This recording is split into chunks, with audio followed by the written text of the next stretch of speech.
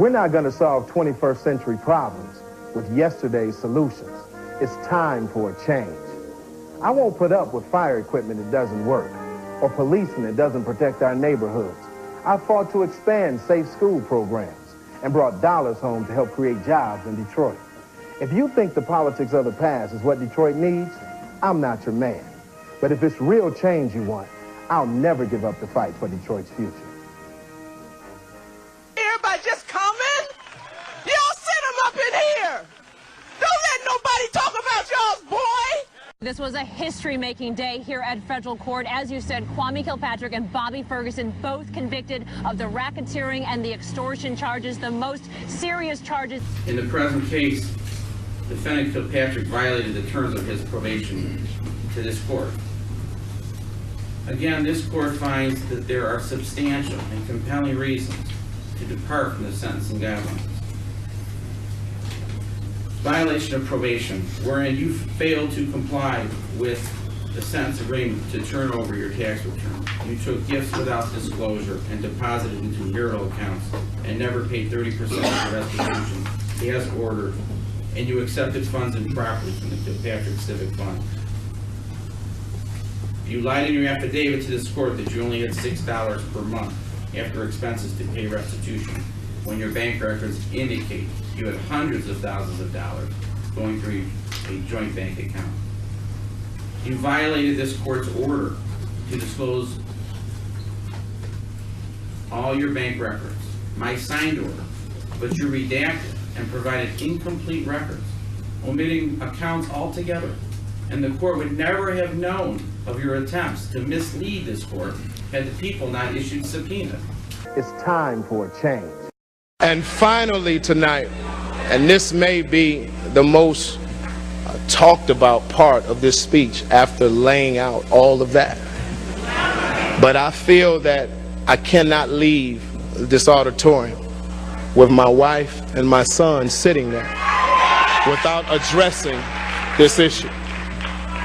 In the past 30 days, I've been called a more than any time in my entire life.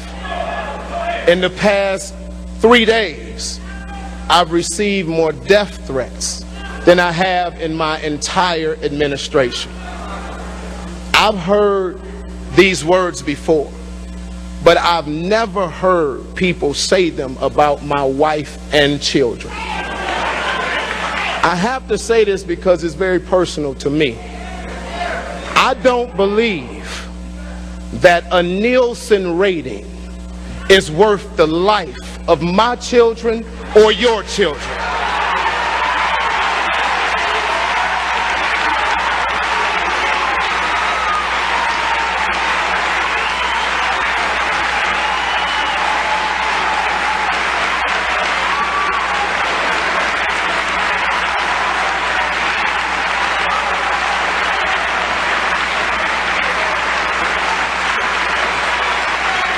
This unethical, illegal lynch mob mentality has to stop.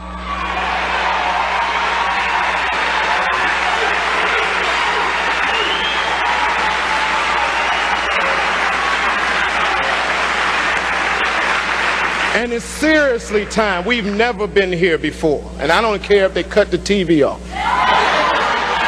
We've never been in a situation like this before, where you can say anything, do anything, have no facts, no research, no nothing, and you can launch a hate-driven, bigoted assault on a family.